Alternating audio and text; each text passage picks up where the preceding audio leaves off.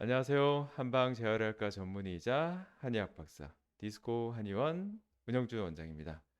네, 오늘도 말씀드릴 내용이 경추 척수증입니다. 연거푸 계속 나오네요. 또 좋아지는 케이스도 많아서 또 자주 보고 드리는 것도 있고, 그만큼 이쪽 환자분들도 예전에 비해서 좀 더 늘어서 그렇습니다.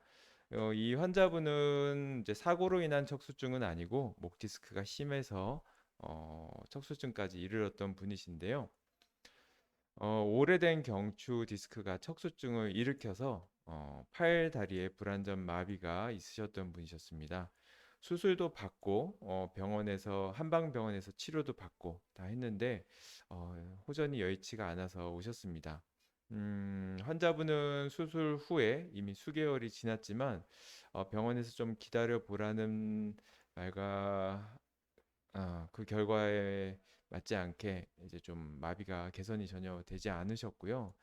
평지 걷는 것도 여전히 어렵고 계단도 걸을 수 없는 상태셔서 이렇게 지푸라기라도 잡는 심정으로 저희 한의원에 내원하셨습니다. 상대적으로 이게 팔의 기능은 회복됐지만 상지 감각 마비와 저림으로 매일매일 고통스러운 날을 보내고 계셨습니다. 물론 병원에서도 가만히 있던 건 아니고요. 이제 재활 치료도 이제 외래로 받으셨고 양약으로 이제 된 이제 저림 감소시키는 약도 드시고 계셨지만 잘 회복이 되지 않았습니다. 환자분 상태를 보면 아래와 같습니다. 이와 같습니다. 우측에 동그랗게 구멍이 넓게 뚫려 있는 것이 정상적인 디스크의 모습이고요. 신경의 모습이고 좌측 두 개가 이 환자분의 수술 전 모습입니다. 신경 공간이 한눈에서도 알 수 있듯이 우측의 정상적인 거와 달리 반도 안 될 정도로 굉장히 협소해진 것을 볼 수 있습니다. 가운데에서 볼 수 있는 것처럼 척추 신경 줄기도 좁아진 것을 볼 수 있었고요. 이렇게 될 때까지 환자분은 증상이 크게 없으셨던 모양입니다. 체격도 좋고 이제 튼튼하셨던 탓이었는지 통증을 그때그때 그냥 무시하셨던 것인지 이 마비가 될 때까지 증상으로 무시하셨고 통증도 그렇게 심하지 않으셨던 모양인데 어느 한순간 이렇게 다리도 마비가 되고 팔도 마비가 되는 상황이 이르렀습니다. 당연히 이런 분들은 저도 수술을 권유하고요. 수술 후에도 후유증이 많이 남는 경우가 있어서 이제 수술 후에 한방적인 치료와 재활 치료를 더불어서 받도록 권유하고 있습니다. 이분은 이미 수술을 받고 오셨기 때문에 이제 한방적인 치료를 하게 되었고요.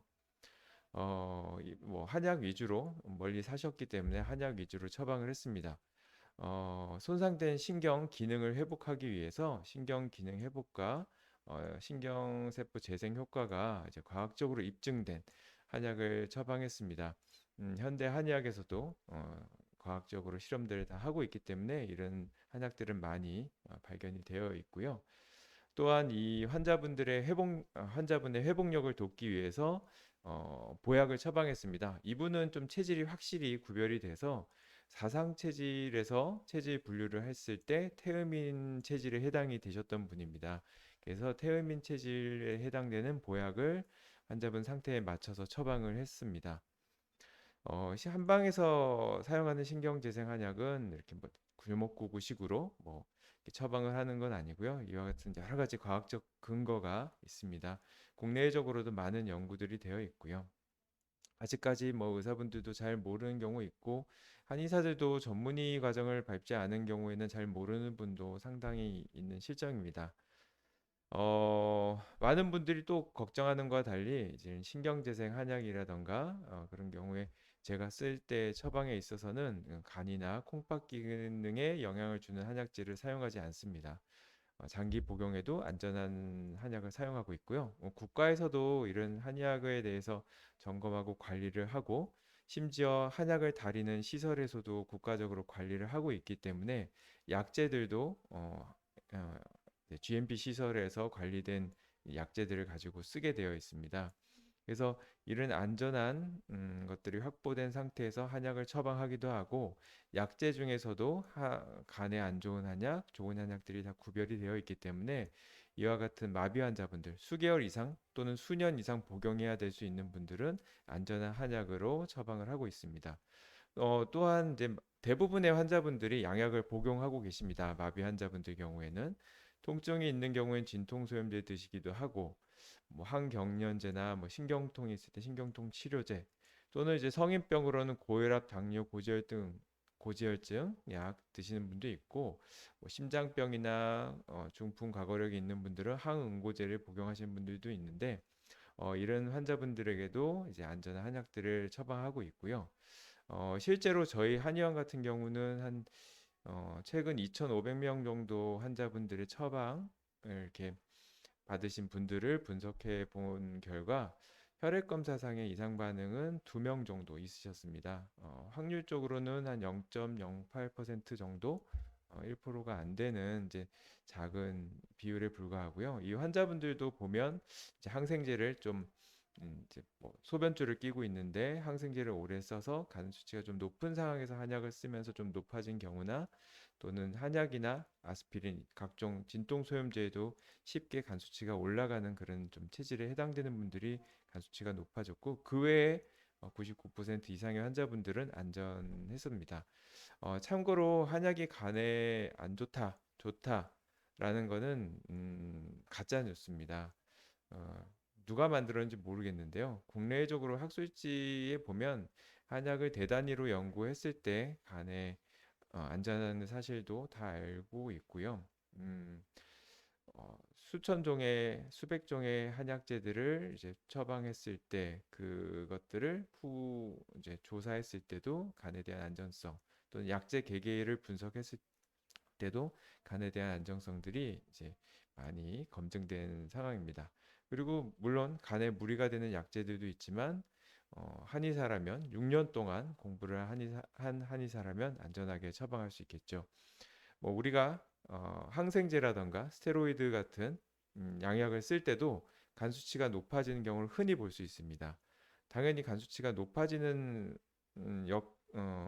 일이 생기기 때문에 뭐 그 약 자체가 간 수치를 높이기 때문에 당연히 알고 있는데요. 그 약을 적절히 쓰는 게 의사의 역할이고 의무인 것처럼 한약제도 행여 간에 무리가 되는 약을 쓰는 경우가 있더라도 교육받은 한의사라면 안전하게 처방할 수 있습니다. 좀 여담이 길었는데요. 신경재생 한약을 이 환자분이 복용하시고 2개월, 3개월 지나면서 환자분은 다리의 기능이 좋아지면서 계단도 상당히 편하게 올라가게 되셨고 팔의 감각 저하와 저림도 대부분 소실된 상태이십니다. 총 6개월의 복용 기간 후에도 혈액 검사 결과 당연히 간과 신장 외의 수치는 신장과 그 외의 수치는 모두 정상적이었습니다. 네, 좀 그래요. 그 이제 뒤에 부분들은 이제 좀 우리 협진에 대한 거, 한방과 양방의 협진에 대한 얘기를 하고 있는데 댓글이나 환자분들 말하는 거 보면 뭐 이런 좋은 약이 있으면 제약회사랑 개발해서 무슨 신약을 만들면 되지 않느냐, 왜 처방을 공개하지 않느냐라고 물어보는데 저도 그렇게 해서 개발하고 싶습니다. 한의사들도 다 그런 마음들이 있습니다. 하지만 한 10여 년 전에 신바로라는 약이 있습니다. 양약입니다. 근데 신바로라는 약도 원래는 한약입니다. 실제로 신바로라는 약이 캡슐로 되어 있는 형태인데 그 안에 들어있는 약은 한약을 달여서 건조시킨 그 분말을 가지고 만든 약이고요. 100% 한약으로 이루어져 있습니다. 한의사가 물론 개발했고요. 한의사가 제약회사랑 개발한 한약인데 아이러니하게도 한의사는 쓰지 못하고 있습니다. 제약회사에서 개발해서 만들어졌기 때문에 의사만이 쓸 수 있다라는 이제 판결이 났고요. 이렇게 한의사가 효과적인 약을 가지고 있고 그것을 제약회사랑 임상시험까지 거쳐서 개발하더라도 한의사가 쓸 수 없는 상황이 지금의 현실입니다. 그러니 당연히 한의사들은 본인들의 비방이나 경험을 어우러진 처방들을 쉽게 공개할 수 없는 거고요. 양약 같은 경우는 의사들도 양약을 직접 만들지 못합니다. 제약회사의 기술로 만들어서 성분을 알더라도 쉽게 만들 수 없지만 한약은 약재들만 알면 쉽게 누구나 다릴 수가 있습니다. 하지만 그 노하우를 그 처방의 구성들을 쉽게 공유할 수 있지만 저작권처럼 그런 음, 지식, 응? 뭐라 그럴까요? 이 지식을 법적으로 보장받을 수가 없는 상황이기 때문에 저도 처방을 다 공개해드리지는 못합니다. 하지만 대부분의 한의사들, 특히 전문의 한의사라면 이런 신경재생 한약들이 어떤 약재들로 구성되어 있고 또 물론 양약을 처방을 어떻게 하냐에 따라서 효과가 다른 것처럼 한약재들도 어떻게 처방했을 때 좀 더 좋은 효과가 나는지는 그 의사나 한의사들 경험에 따라 다르듯이 그런 부분에 있어서 차이가 있는 건 어쩔 수 없습니다. 한의학은 점점점 세계화되고 있습니다. 한국의 의사분들이 멸시하고 무시하는 동안 외국에서는 점점 받아들이고 연구해서 발전하고 있고 유수의 언론에도 보고되가 있고 뭐 수많은 외국에서 저널로 나오고 있습니다. 연구 저널들이 그리고 뭐 한국 한의학 연구소에서도 하버드 대학교와 연구들을 하고 있었던 바 있고요. 그리고 미국에서 진료하는 많은 한의사들이 의사들의 의뢰를 받고 환자들에게 침을 놓는 협진이 굉장히 잘 되고 있습니다. 외국에서는 이렇게 편견 없이 잘 되고 있는데 한국에서는 서로 비방하고 헐뜯고 하는 현실은 참으로 안타깝습니다. 환자를 위해 존재하는 의학이라면 서로 단점이 있다고 생각한다면 그 단점을 극복하기 위해서 서로 연구를 하고 협조를 해야 될 판에 단점을 얘기하면서 서로 깔아뭉개고 욕하기만 하는 모습은 참으로 안타까운 현실입니다. 비과학적이라고 한의학은 비과학적으로 한다고 하면서 정작 과학적인 연구에 대해서는 도움을 주지 않고 어떠한 소포트도 하지 않는 이런 현실들을 보면 참 안타깝고 한심할 노릇입니다. 다 밥그릇 싸움이 아닌가 싶습니다. 네, 오늘은 주저리 얘기가 많았죠? 요즘 환자분들이 이제 좋아진 분들이 참 많습니다. 연락도 오고, 뭐, 멀리서 선물도 보내주시고, 감사 인사도 받고, 심지어 병원에서도 연락을 줘서 어떻게 처방을 했다느니 물어보시는 의사분도 계시고, 환자를 보내주시는 분도 많고 해서, 점점점 이렇게 열과 성의를 다해서 진료를 하다 보면, 결국에는 의사분들도 마음을 열고, 마비 환자분들, 재활 치료뿐만 아니라 한방 치료도 같이 협진할 수 있게 될 날이 올 것이라 생각합니다. 지금도 많은 재활병원에서 한약을 함께 복용하도록 하고 있고 그 병원 몇몇 병원에서는 주기적으로 피 검사를 해서 간이나 심장에 또는 다른 혈액 수치상 이상이 없는지 점검도 해주고 있습니다. 참 잘된 일이라고 생각합니다.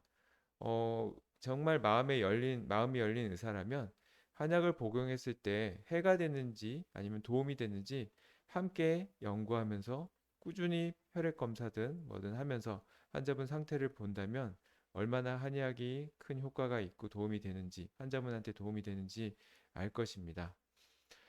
끝까지 들어주신 분께 특히 더 감사드립니다. 지금까지 한방 재활학과 전문의이자 한의학 박사 이스코 한의원 은영주 원장이었습니다.